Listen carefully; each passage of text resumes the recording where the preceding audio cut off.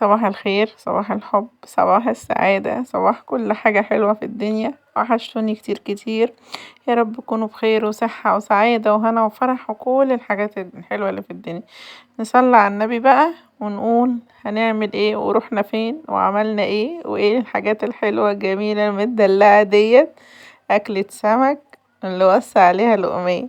تعالوا نشوف عملنا ايه ورحنا فين. احنا كده في اسكندرية. ده اول يوم لينا، كنا رايحين بقى ايه الصبح، بس كنا ولا شربنا شاي ولا قهوة ولا اي حاجة وهننام وما ينفعش ننام. فانا كنت بعمل لهم شاي بلبن وبعمل انا القهوة عشان افوق كده، لان كان عندي الطريق طويل جدا جدا وورايا مشوار طويل جدا جدا. فكان لازم ان انا صحصح عشان ما نمش، عشان اشوف طلباتي واشوف حاجاتي. فكده احنا هنفطر وهنشرب القهوة وهنشرب الشاي وهننزل تاني نشوف الطلبات بتاعتنا اللي هنجيبها. كده احنا في كارفور. رحنا جبنا الخضار والفلفل الالوان كل الحاجات والتوابل تحفة تحفة تحفة. عايزة اقول لكم التوابل دي كانت طلقة بصراحة. عجبتني جدا كل حاجة عندهم، عجبتني جدا جدا جدا. ندمت ان انا ما جبتش من زمان. فابو عوف زي ما هو مزاجنجي في القهوة طلع مزاجنجي كمان في التوابل، وعجبتني بصراحة جدا. انا قررت مش هجيب الا من ابو عوف بعد كده يعني، ولا حتى العلب والازاز والتوابل والحاجات دي لا انسوا. تحفة جدا ريحة وطعم ولا اروع. جبنا بقية الحاجات، جبنا الكريمة اللي هنستعملها في المكرونة بالصوص الابيض، وجبنا الزيت، وكنت عمالة ادور على الدقيق والف حوالين نفسي لان طبعا كنت اول مرة اروح الفرع بتاع اسكندرية. فتهنا شوية جوه وجبنا حاجاتنا كلها بقى والطماطم وكل حاجة والمكرونات والمشروم وكل دنيتنا لميناها. ورحنا نجيب السمك. تعالوا نشوف بقى هنجيب ايه. هنا رحنا السمك كان بيلعب كل ده في يوم واحد. احنا سافرنا وطلعنا شربنا الشاي ونزلنا في نفس اليوم. كله في يوم واحد. ورحنا البحر كله في يوم عملنا كل حاجة باليوم دوت. كان يوم شوك بصراحة. بس كانوا يومين جمال بصراحة ربنا. كان الجو متعة متعة متعة ولا أروع. بصوا السمك طازة فريش جميل بيلعب كله. كابوريا، جبنة كابوريا، جبنة بربونيا، جبنة مكرونة، جبنة سمكة اللوط دي، جبنة جبنة السبيط اللي هو الكاليماري، جبنة وبولتي بيلعب برضو.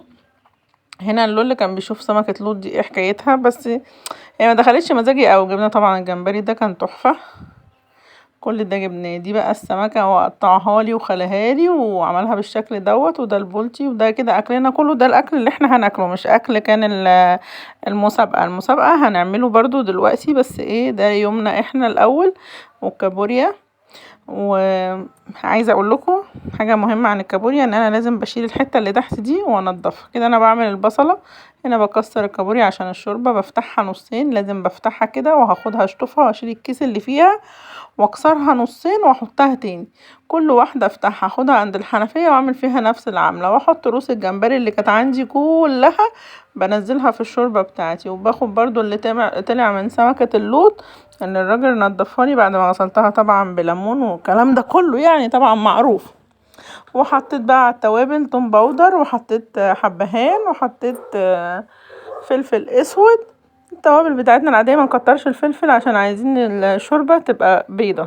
هتبقى معاكي تحفة جدا. ومرق الكنور بقى للأسماك للمحاشي كل حاجة بتاعت حاجتها يعني. هحط هنا توم وفلفل أحمر وليمون وكمون.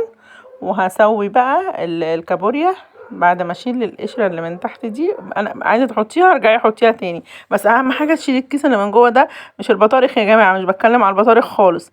هنا بنزل ميه سخنه للرز. وهبتدي بقى ايه اقلي الحاجات بتاعتنا. مش بتكلم على البطارخ، بيبقى فيه وسخه جوه دي كده، دي لازم تتشال يعني. تشوفوا لازم تتشال يعني لازم تتشال. المهم بقى بقلي كده.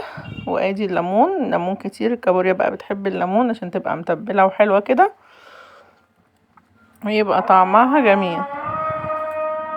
الله اكبر، الله اعظم والعزة والدون لله. الظهر بيأذن. المهم بقى طبعا بقلب الكابوريا كده كويس. انا هنزل باللبن حوالي نص لتر لبن مش كتير. وهحط كريمة برضو. ادي كريمة الخفق، كريمة الطهي. نحط كريمة طهي ولا ممكن العبوة صغيرة، بس انا كنت جايبة دي لان انا كنت تاني يوم هعمل الاكل بقى بتاع المسابقة.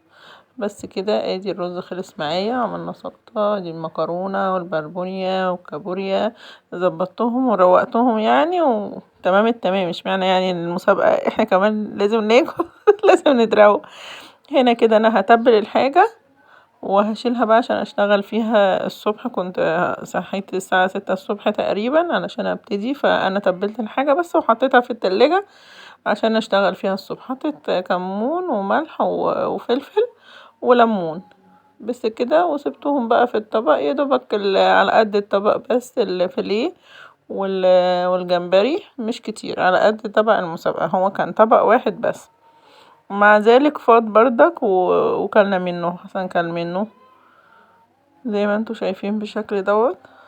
سامحوني لو كان زوري مأثر على صوتي شوية، زوري تعبان، عندي برد. هجيب بقى العيش بالشكل دوت واقطعه زي التوست كده رفيع بالشكل اللي انتوا شايفينه ده. برضو العيش ده جبناه من كارفور، تحفة جدا، جميل يعني. انا كنت عمالة ادور عليه هنا، انا ملقيتوش، بس لما روحت هناك لقيته. هنقطع كده بالشكل دوت، شكل كده حلو وشيك دوت، على قد ما تقدري تبقى الحاجة شكلها حلو. هنا زبدة وزيت وثوم وزعتر، زبدة وزيت وثوم وزعتر كده. خلاص انا ابتديت بقيت تاني يوم، فبطبق بقى الحاجة بتاعتي بالشكل اللي انتوا شايفينه دوت. هقلب يمين وشمال عفوا، واحط العيش بعد كده في الفرن.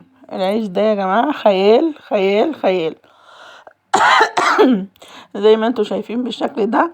هدي الاول الفيليه والجمبري، هديهم صدمة، مش صدمة يعني زي تقليبة 3 دقايق هنا و3 دقايق هنا على كل وش، واطلعهم بالشكل اللي انتوا شايفينه ده. بعدين هغسل الجريل بتاعي تاني. الطاسة لا، جريل ما ينفعش، جريل لازم تكون طاسة. جريل لا، عشان انا مش عايزة شكل التضليعة بتاعة الجريل فيها. وهنزل بالثوم وبعدين المشروم، بصل وثوم ومشروم. وادي هنا برضو بحمر الجمبري في زبدة الاول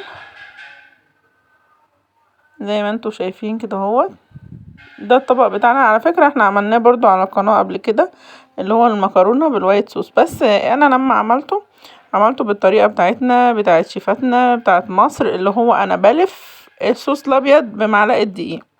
هنا بحط توم باودر، بعد الفلفل الالوان وبابريكا. دي التوابل اللي احنا جبناها، عايزة اقول لكم خطيرة ومش غالية اصلا. وبشرة ليمون، طبعا عملناها قبل كده. بس الاختلاف في الوصفة دي ان هي المفروض اصلا اسمها بورتوفينو. ماشي، بورتوفينو ده طبق ايطالي، هو بيتعمل بالكريمة سك، يعني كريمة بس. زي ما انتوا شايفين اهو، بفضي كيلو الكريمة كله كله كله كله. ما ينفعش يحط عليه في الوصفة دي دقيق، بس انا شخصيا بفضل الدقيق. ليه؟ لان هو بيلف الصوص شوية، مش بيخليه خفيف. يعني ما نيجي ناكل ما يبقاش شوربة كده. لكن هي الطريقة، لو نرجع للطريقة الأصلية بتبقى كريمة بس. لكن لو نرجع انا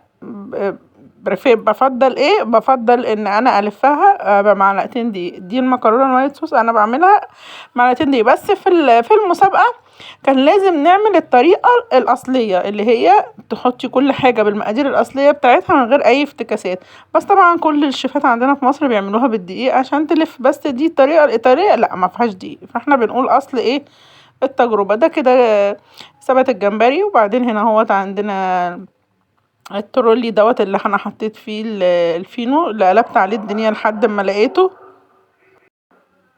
هنا بقى انا طبعا خلاص برص الطبق وبنضفه جاهزين ولابسين، وبحنت في الحاجات كده اهوت وبرص الحاجة بتاعتي وهلف الطبق بتاعي وخلاص، وهنتوكل على الله بقى. كان طبق